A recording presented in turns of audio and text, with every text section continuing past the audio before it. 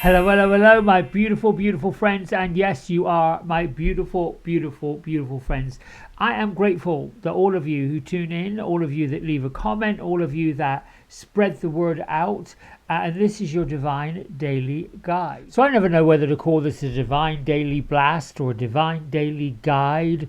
I just know that I'll sit here every morning pretty early to be with my own guides, my own angels, my own beings of non physical, love, light, all the good feeling things, so that I can start my day without being affected by anything else other than the good stuff, which I hope all of you get too. However, as we know, we can't help being in a physical experience without absorbing some of the physical challenges that are out there that don't necessarily bump up on us, but they can affect us in different ways. Let's say no more about that. You tell me whether you think it daily blast, a daily guide, whatever you think this is. It's certainly not wild predictions. So let's go into our angel numerology. That's where I really like to start. And we're in a number 7 day. So this is basically suggesting that we're pointed in the right direction, on the right path, and our spiritual aspirations are correctly placed. They're beneficial. The priorities are all setting up in the right order. It's where we make good life choices, particularly when it comes to material matters, money, finances, bills, what you want to buy, what you want to purchase, your contracts for getting things. This is a day to be charming, to be studious. It's also a day to be curious in a very scientific way, perhaps even a little meditative, focused, introverted. I call this day focused. Being focused on something of a higher nature, higher being. Now, a 7 numerology day works with the 7 of cups or the 7 of water, which can raise the issue of choices. We can be spoiled for choice. So if you are wondering, well, what area of my life do I need to be focused on, or should I be focused on? Close your eyes. The first chakra color that comes to your third eye center is related to a part of your chakra system. Red, deep red down at the bottom, and very pale white, light violet on the top. I would say typically focus comes around the belly area. So you might be seeing shades of yellow, shades of orange if you're in creativity and artistic mode, shades of blue and shades of green if you need to be focused on what you're saying, your communication, what you're feeling in your heart space. And I think you get my drift. This works with the energy of Archangel Michael, Archangel Metatron, and you can certainly ask for them to help. So my angel affirmation card is from the Love Angels. Let me try and pick it up. There we go. We can fly into your life when you need help finding love for yourself. Allow us to help you see yourself clearly as a true beloved child of the divine. Here's your affirmation. I release self-judgment and embrace self-love. I find beauty in every aspect of my being. These are very, very important in times where our friends, people we know, people we care about, people we don't know, but people we still care about, who may be challenged, struggling. My isms. I am aligned with my missions and anchored in my purpose. Oh yes, I am, no matter what. The Worthy Book affirmation. My dreams can be made a reality. Always. Not can be, should be. My dreams are always made a reality. That's where we should be. I'm a world citizen and a universal creator. I come with powerful intent and purpose. What is your intent and what is your purpose? And how do you make it more powerful? Now, the Mother Earth has come with us all week long. And she's suggesting, or at least helping us, find out how we are evolving. The guidance she brings is to not dull our sparkle. She's suggesting we stop holding ourselves back from growth and the growth that comes naturally. She's also saying take heed of the lessons that are being brought to your attention and take steps that you know in your heart are required to move into that state of flow once again. If you aren't sure what your next steps are in your life, then ask yourself this question. What am I running away from? What am I avoiding?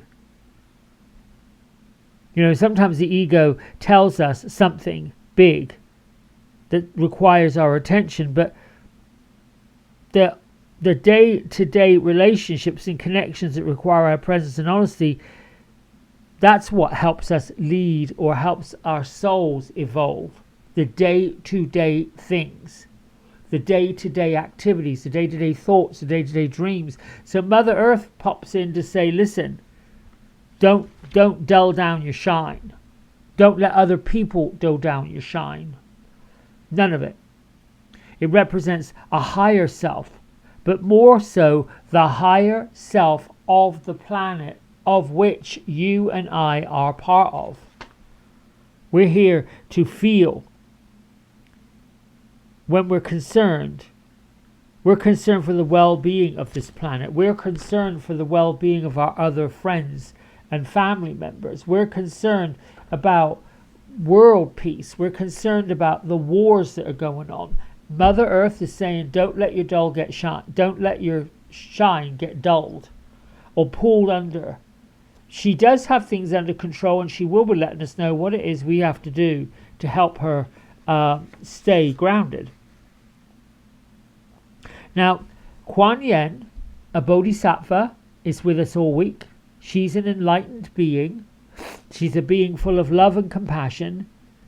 And what she's saying for us all week long is that if we are discovering that there is something or someone difficult to handle at the time, the best way we could do is move forward with grace.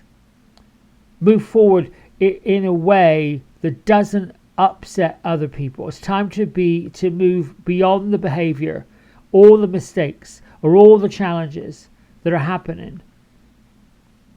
Do not be pulled into misery or fear. Don't. Refuse to operate on that kind of a level. Choose to take enlightened action. Know that you can be compassionate and you can be forgiving. But mostly it's time to forgive and be compassionate for yourself. Watch your behavior. Now today, Wednesday, we have the moon in Leo. But we're also in the waning cycle of the moon. That is dumping out the emotional, physical, spiritual trash.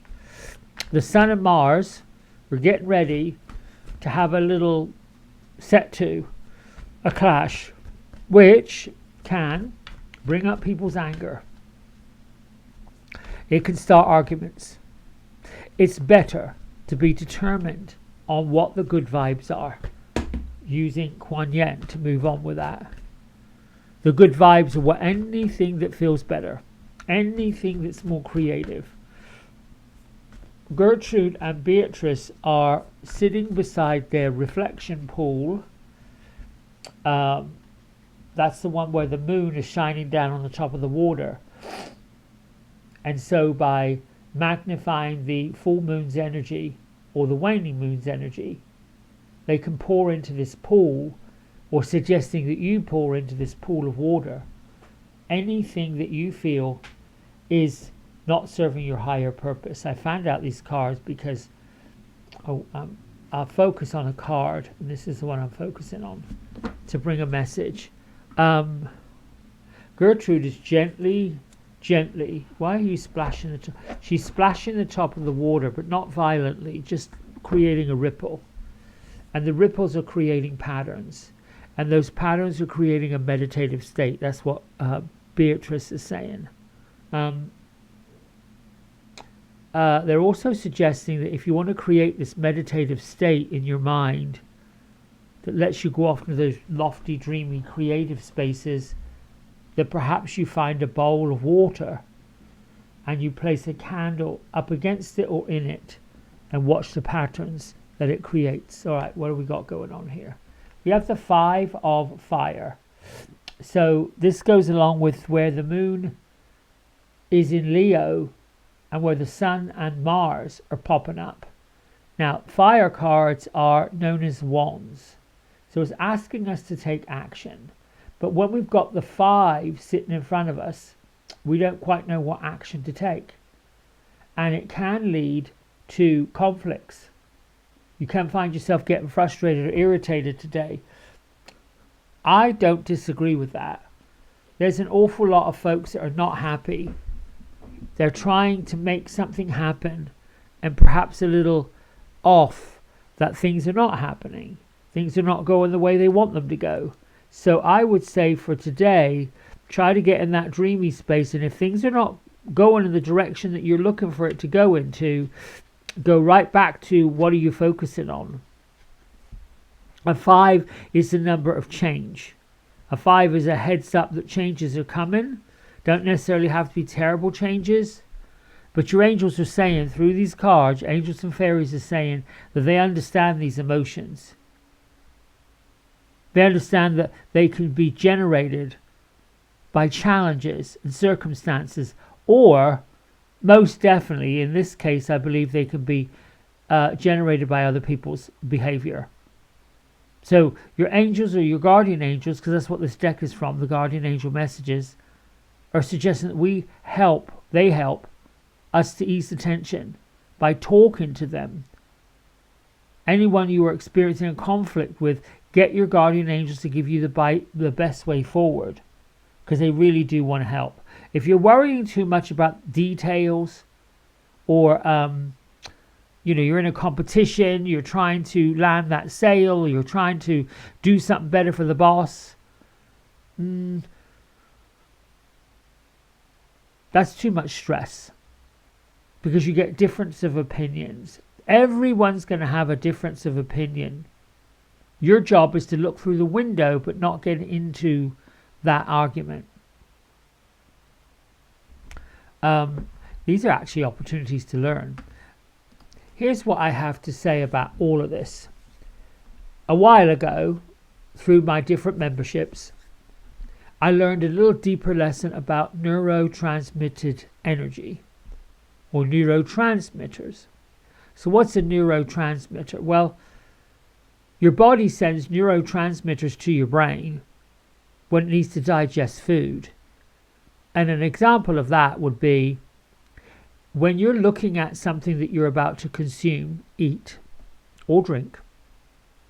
Your body automatically sets up a neurotransmitter to your belly to create whatever chemicals need to emerge to break that food down once you've swallowed it. Once you've chewed it, swallowed it, let it go, the ends up. It's automatic.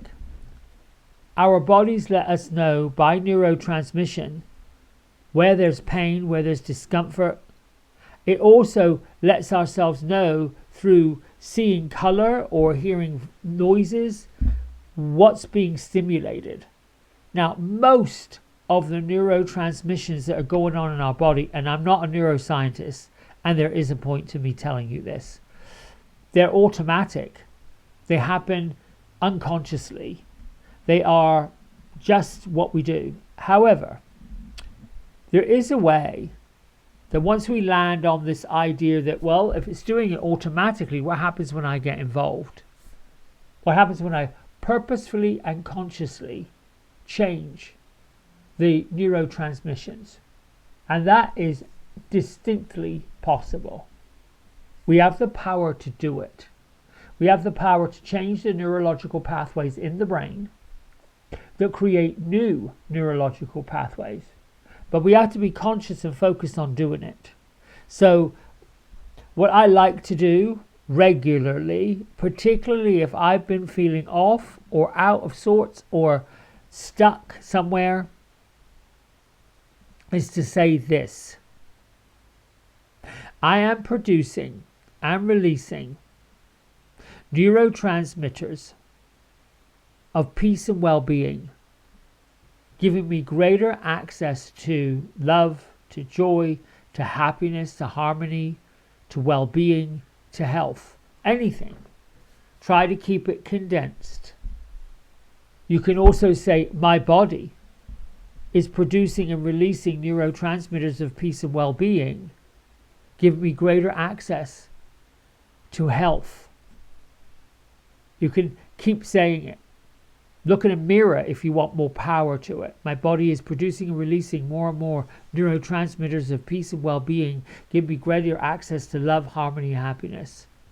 That's simple, easy. After a while, your body begins to sort of respond to what you're saying. At first, it's a bit odd, different, not used to it. What are you saying? A bit confusing, like someone starts telling us something or teaching us something or showing us something, and it's confusing. I have to take a while to absorb what I'm learning. And then, I got it. Our bodies are responding to the stimulations that are presented to us. We can't not see all of it. We can't not be affected by all of it. Color, sound, situations, people. And there are two choices that the brain is going to make: something to accept and something to go towards and something to be attracted by, or something to not accept, move away from, and be detracted by. Like, no thank you, don't want that. And if we stay in these avenues of repulsion or attraction, we can actually bend it enough to say, I am producing more and more neurotransmitters of peace and well-being. Even if you just got that far, you'll start to bend the neurological pathways. Everything has a vibrational feeling to it. And we can change those vibrational feelings simply by centering ourselves. I mean, any of the feel-good personal growth gurus, coaches, anyone out there will talk about the energetic auric field that we've got.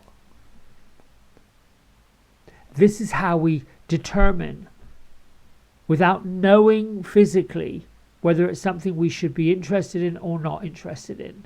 And the more we practice these things of stimulating the brain activity, stimulating what we're seeing, feeling, hearing, and responding to, the greater access we have to manifesting the life that we want. You know, early in this kind of process, you could be saying, I am producing and releasing more and more neurotransmitters of peace and well-being, give me greater access to a washing machine.